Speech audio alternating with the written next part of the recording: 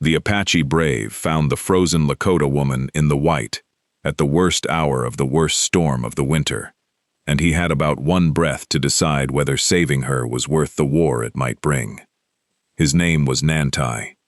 He was Apache, wintering alone in a high, snow-locked country, far from his band, and he was out in the killing storm only because his horse had broken loose, and a man without a horse in that winter was a dead man, so he had gone after it. He never found the horse. He found, instead, a shape in the snow that the wind had nearly buried, and when he dug at it, it was a woman, and she was not Apache. She was Lakota. He could see it even half frozen, in the work of her clothes and the pattern of what beads the ice had not stripped.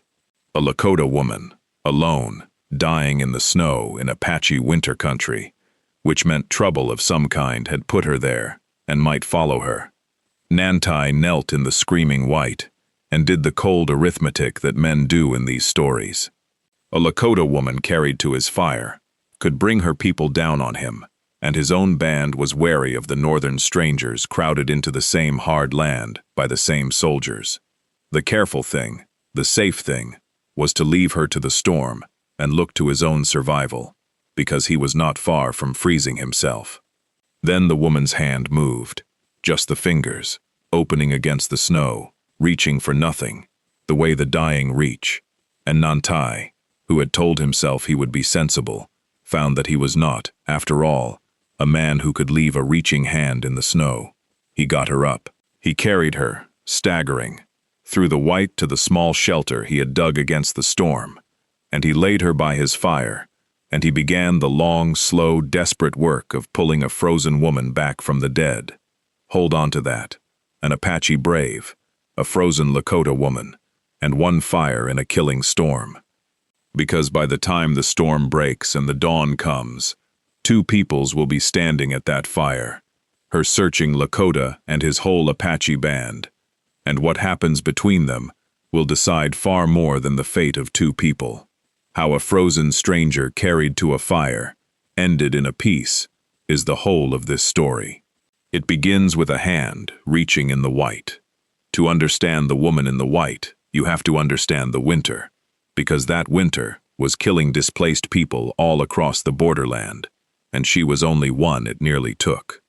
Her name was Wiyaka. She was Lakota, of the northern bands that the soldiers had broken and driven south into a country whose winters they did not know and whose game would not feed them. Her band had been camped for the cold season when the great storm came, and in the chaos of it, moving the camp to better shelter, Wiyaka had been separated, the way people are separated in a whiteout, when the world goes blank, and a person 10 steps away might as well be gone. Wiyaka had walked. A person lost in a blizzard walks, because stopping is dying, and she had walked through the white for the better part of a day, blind, freezing, until her strength ran out, and the snow came up to meet her, and that, she had thought, was the end of it. It was not the end, because the place she fell was within a few hundred steps of where an Apache brave was hunting a lost horse, and Nantai found her hand in the snow. She almost was not found. Nantai almost walked the other way. The storm almost buried her past finding. 100 small things had to fall exactly right for a frozen Lakota woman to end up alive by an Apache fire. And they did, and the falling right of them is the whole reason this story exists. Wiyaka, who should have been one more body the spring thaw uncovered, was instead carried out of the white by a man from a people her people called strangers, and the two of them were about to be locked together by the storm, in a way that would change both their lives. The first night, Nantai did not know if Wiyaka would live, and he fought for her the way these men fight, with knowledge and patience and a refusal to quit. He knew cold. An Apache who wintered in the high country knew exactly how to bring a frozen body back without killing it. Slow, not too fast, warmed stones and dry wrapping, and his own heat, and broth a spoon at a time once she could swallow. He worked over her through the whole screaming night, while the storm tried to tear the shelter apart. and somewhere near dawn, the gray pulled back out of Wiyaka's face, and her breathing went deep and steady, and Nantai let himself believe she would live. When Wiyaka woke, it was to a stranger's shelter, and a stranger's fire, and a man who was not her people, and the fear jumped into her, the way it always does in these stories. Nantai did the only thing that crosses every border. He set food within her reach, moved back, and sat with his hands open and empty, where she could see them. Open and empty hands. Wiyaka looked at them a long while, weighing, with the storm howling outside and nowhere in the world to run, even if she could have. Then she ate, because the alternative to trusting the open hands was dying, and a person chooses life when life is offered, even by a stranger. They had no shared tongue, only a few trade words, and so the first day passed mostly in silence and gesture. Two wary people shut in a small warm space, while the white violence raged outside. Nantai watched Wiyaka watch him, and he understood her wariness completely, because he would have felt the same in her place, waking in an enemy's shelter with no way home, and no way to know if the man who had saved her was kind. So he did not crowd her. He gave her the side of the shelter nearest the fire, and farthest from him, and he kept his movements slow and plain, the way you move around a frightened animal you mean to gentle, not because she was an animal, but because fear hears tone and motion, long before it can hear words. Little by little, across that first long day, Wiyaka's shoulders came down from around her ears, and that was the first victory, smaller than survival, but in its way just as important. But the storm did not break. It went on, day after day, the worst storm of the winter settling in to stay, and Nantai and Wiyaka found themselves locked together by the weather, an Apache brave and a Lakota woman, with nothing to do but survive it side by side. What turned two wary strangers into something else was the same thing that always turns it, the daily shared work of staying alive, and the slow discovery that they were better at it together than apart. The storm kept them shut in for days, and in those days they learned each other's strengths, because the storm gave them no choice. Wiyaka, once she had her strength back, knew things about deep cold from her northern people that even Nantai did not, ways of layering and sheltering and conserving heat that her people had perfected over generations of plains winters, worse than anything the Apache knew. Nantai knew the high country and its hidden resources, where the dry wood was even under snow, how to find the small game that sheltered through a storm. Wiyaka kept them warm in ways Nantai had not known. Nantai kept them fed in country Wiyaka did not know. Between the two of them, they made one competent winter survivor out of two people from different worlds, and neither could have lasted the long storm alone. There was a morning Nantai came back from checking his snares with his hands too frozen to feel, and before he could even ask, Wiyaka took his hands between her own and held them against the warm skin of her neck under her hair, the plain practical way her people thawed frozen hands in the deep cold, no more than that. But Nantai stood very still while the feeling came back into his fingers, because no one had warmed his hands for him since his wife died, and a thing he had thought frozen shut in himself for good, cracked open a little in that small shared moment, over a snare line in the snow. And in the work, the wariness thawed. You cannot break the same ice on the same water bucket, and huddle for the same warmth, and share the same thin food, day after day, without coming to know a person. Wiyaka learned that Nantai was gentle under his hardness, that he talked to the fire when he thought she was asleep, that he had wintered alone because he had lost his wife, and had not wanted company since, a grief she recognized because she carried her own. Nantai learned that Wiyaka, even half dead, even among strangers, had a spine that would not bend, that she insisted on carrying her share the moment she could stand, that she hummed low under her breath when she worked, an old Lakota song with no words he knew, and that he had started to wait for the humming. They told each other their losses, across those storm-locked nights, in the slow, patient way of two people, with few shared words, and all the time in the world. Wiyaka spoke of the band the soldiers had broken, the long forced march south, the people who had died of cold and heartbreak on a road that was not theirs. Nantai spoke of his own people, ground smaller every year, and of the wife he had buried, and the solitude he had wrapped around himself afterward like a second robe. And in the telling, the strangeness between them wore thinner, because grief recognizes grief, and two people carrying the same weight stop being strangers faster than two people carrying nothing. "We are two people the soldiers tried to kill the slow way," Wiyaka said one night, in their patched-together speech, the storm still howling. "They broke my band, and drove us into a winter that is finishing the job. Your people too, I think. We are not enemies, you and I, whatever our peoples say. We are the same people, broken the same way, sharing the same fire against the same cold. The night that changed everything was the coldest of the whole storm.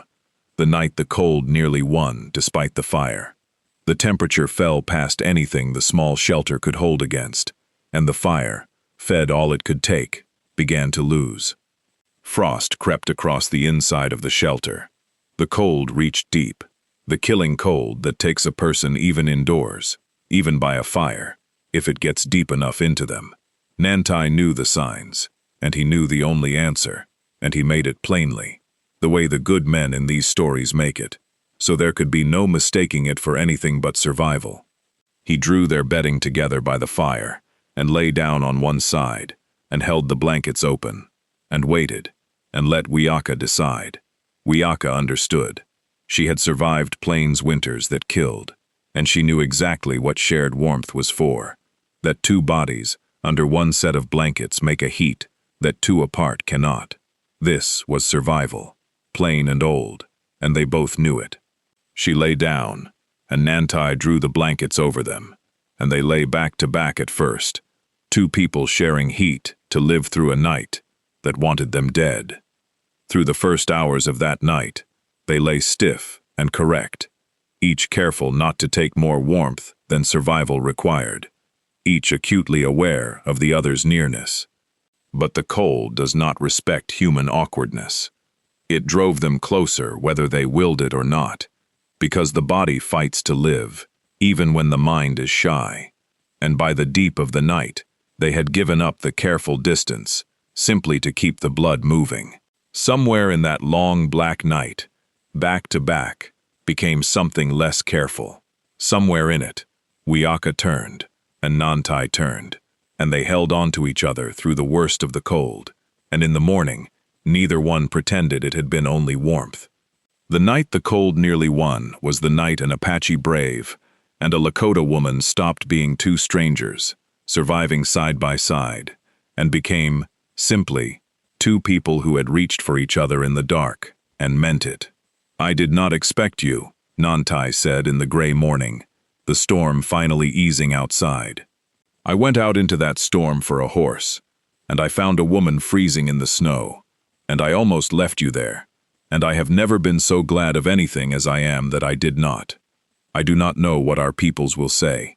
I do not, in this moment, care. The storm gave you to me, Wiyaka. Whatever comes when it breaks, I am keeping what the storm gave me, if you will be kept." The storm broke at last on the 5th dawn, and when it broke, the title of this story came true, because two peoples came out of the clearing white, toward the one fire at the same time. Wiyaka's Lakota band had not given her up. Through the whole storm, when they could move at all, her people had searched the white for their lost daughter, and when the storm finally cleared enough to track, they followed the faint signs to the high country, a party of Lakota warriors, led by Wiyaka's brother, hard and grieving, and ready for the worst. They came over the ridge at dawn and saw smoke from a shelter below, and they came down fast, certain they were about to find their lost woman dead or in enemy hands. And at the very same dawn, from the other side, came the Apache. Nantai's band had grown worried when the lone brave did not return through the long storm, and a party of his people had ridden out to find him, And they too followed the signs to the high country, and they too came over the far ridge at the same dawn, and saw the same smoke, and came down toward it. So at the breaking of the storm, two parties of armed, wary, grieving men converged from opposite directions on one small shelter, the Lakota searching for their lost woman, and the Apache searching for their lost brave. And what they found, when they met at the fire, was the two of them together, a Lakota woman and an Apache man, plainly no longer strangers. It could have been a slaughter right there. Two armed parties of two displaced peoples, meeting suddenly in the dawn, with weapons ready and grief in their blood. A single nervous hand could have turned that high country red. Nantai felt the whole winter narrow to that one dawn. 5 days of pulling Wiyaka back from the dead. 5 days of the storm making them something to each other, and it could all end in a heartbeat on the snow, if one frightened young man on either side loosed an arrow. He stepped in front of Wiyaka without thinking, and then, understanding that shielding her with his body would only look to the Lakota like an Apache holding their woman, he stepped to her side instead, the two of them together, so that both peoples would see at once that this was not a captor and a captive, but two people standing as one. It was Wiyaka who stepped between them, and Nantai who stepped beside her, the two of them standing together in the gap between their converging peoples, exactly as the people in these stories learn to do. "Stop," Wiyaka called to her brother and her people, in Lakota, and then she turned and gestured the same to the Apache, and Nantai called it in his own tongue. "Lower your weapons, all of you, before someone does a thing that cannot be undone. Hear me first, then do what you will." Her brother stared at her, weapon half raised, caught between the joy of finding his sister alive and the shock of finding her at an Apache fire. "They took you," he said. "We searched the storm for you, and an Apache had you." "No Apache took me," Wiyaka said, loud, so both sides could hear. "The storm took me. It separated me from our camp, and it nearly killed me, and I crawled into the white to die. And this man, this Apache, found my hand in the snow and carried me to his fire, and spent 5 days keeping me alive, when leaving me to freeze would have been easier and safer for him. He did not take me, brother. He saved me. The soldiers' winter tried to kill me, the same winter killing both our peoples, and an Apache pulled me out of it. Lower your weapon. There is no enemy at this fire." And Nantai turned to his own people, who were just as ready, and said the same. "I went out for a horse and found a dying woman. I could not leave her. Yes, she is Lakota. Yes, our peoples are wary. But look at what is actually in front of you. Not an enemy. A woman the storm nearly killed, and a man who would not let it. If you came here to make war over that, then you have learned nothing from everything the soldiers have done to us. Lower your weapons. Both peoples. Now." For a long, dangerous moment, it balanced on the edge, two armed parties at one fire, and everything hung on what Wiyaka's brother would do, because the others would follow him. Wiyaka's brother looked at his sister, alive, whole, standing of her own strength, and then at the Apache beside her, who had not reached for a weapon, even with a Lakota war party in front of him, who stood with his hands open and his whole band behind him, and let the moment ride on a woman's words. And the brother, who had ridden through a killing storm certain he would find his sister dead, found instead that he was being asked to make war on the man who had saved her. He could not do it. A man does not kill his sister's rescuer, not when she is standing alive in front of him because of that rescue. "You pulled my sister out of the snow," the brother said to Nantai, slowly, lowering his weapon. "I came here ready to kill the man who took her. I find the man who saved her. I cannot lift a hand against you. No Lakota can, who has any honor. You have my sister's life in your debt, and that means you have mine, because she is all the family I have left, after the soldiers took the rest." And when the brother lowered his weapon, the rest of the Lakota lowered theirs, and seeing it, The Apache lowered theirs, and the slaughter that had stood one nervous hand away from happening did not happen. Nantai let out a breath. He felt as though he had been holding for the whole 5 days of the storm. He had carried a woman to his fire and saved her life, and for a few terrible minutes at dawn, it had looked as though that one act of mercy would get them all killed on the snow. Instead, the opposite. The saving of Wiyaka was the very thing that stayed every hand in that high country, because a rescue is the one act that even grieving, frightened, armed men cannot easily answer with a killing. 2 peoples who had come to that high fire ready to kill each other stood down, because a frozen woman had been saved by a man from the other side, and you cannot easily make war over a rescue. What happened next, no one had planned, and it was the thing that turned a standstill into a beginning. The 2 parties, having lowered their weapons, were all of them cold and exhausted from searching the storm, and there was one fire, and the simple animal need for warmth did what no speech could have done. They shared it.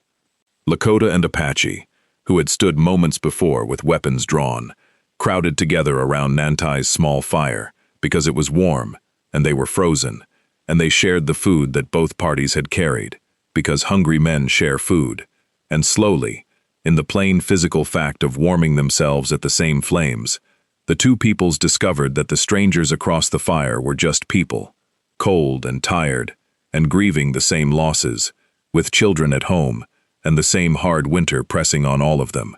"Look at this," Wiyaka said quietly to Nantai, watching her brother accept a strip of dried meat from an Apache warrior, the 2 of them too cold and tired to remember they were supposed to be enemies. An hour ago, they were going to kill each other.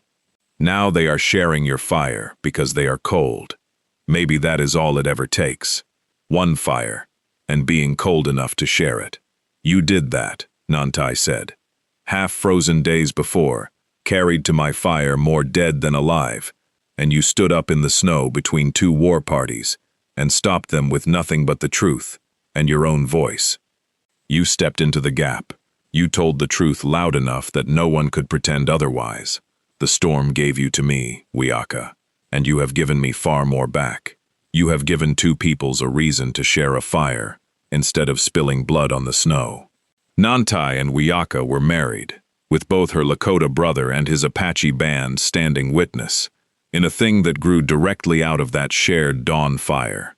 The first joining of those 2 peoples anyone in that high country had ever seen. The 2 bands did not become one. They wintered in the same high country, near each other, and they shared what the hard season gave, and they faced the soldiers' winter as something closer to allies than the strangers they had been before the storm. The peace was not perfect. No peace in those years was perfect, but it held, because it had a living reason to hold, a marriage that tied the 2 peoples by blood, born from a dawn when they had nearly killed each other, and chosen, instead, to share a fire. My brother gave you his blessing, Wiyaka said to Nantai, on the night they were married. The man who came over the ridge ready to kill you. He told me, before, that he cannot lift a hand against the man who saved his only remaining family. The storm took so much from both our peoples. It is a strange thing that it also gave us this, the one good thing to come out of the worst winter any of us have known. Wiyaka thought of the moment her hand had moved in the snow, reaching for nothing, the last thing her dying body had done. She had not known anyone was there. She had reached out of pure animal instinct, into emptiness, and a stranger's hand had closed around hers. She told Nantai that, on their wedding night, the thing she had never said. That at the very end, with no hope left, she had reached, and the reaching had been answered, and she had learned from it, a thing she meant to carry the rest of her life, which was that you never stop reaching, even into the white, even when you are sure there is nothing there, because sometimes there is a hand. The storm is the matchmaker then, Nantai said, a cruel one. It nearly killed you to bring you to me. I will spend my life making the rest of it gentle, to make up for how hard the beginning was. You were carried to my fire half dead in the white. You will never be cold again, Wiyaka, not while I have a fire and breath to feed it. That is the only promise worth making to a woman the storm gave me. Nantai and Wiyaka grew old together in that high borderland, and every winter, when the storms came, Nantai kept the fire built higher and the wood stacked deeper than any one lodge needed, because he had learned, the hard way, what one fire in a storm could mean. More than one lost traveler over the years, Lakota and Apache both, came stumbling out of a whiteout toward the smoke of Nantai's fire, and not one was ever turned away, because the man of that lodge had been the one who almost walked past a hand in the snow, and had spent the rest of his life making sure he never would again.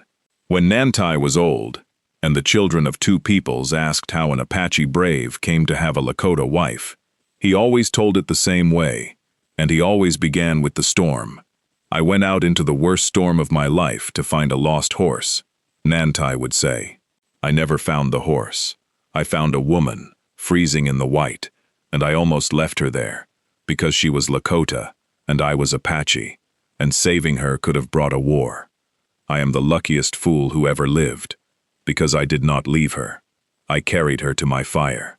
And then the old man would smile.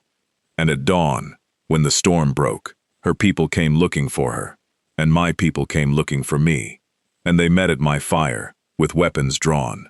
Two peoples, one nervous hand away from a slaughter on the snow.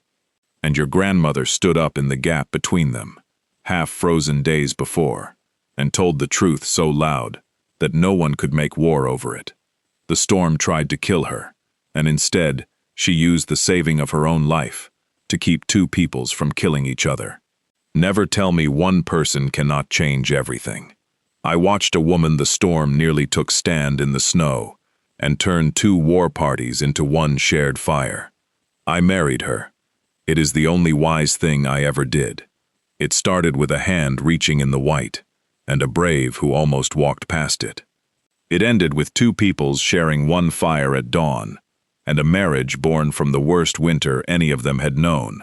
And all of it turned on a man who could not leave a reaching hand in the snow, and a woman who used her own rescue to save a great deal more than herself.